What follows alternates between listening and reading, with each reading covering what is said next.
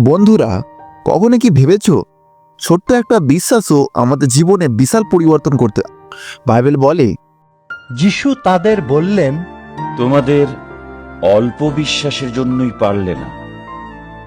আমি তোমাদের সত্যিই বলছি, যদি একটা সর্ষে দানার মতো বিশ্বাসও তোমাদের থাকে, তবে তোমরা এই পাহাড়কে বলবে, এখান থেকে সরে ওখানে যাও, আর তাতে ওটা সরে যাবে।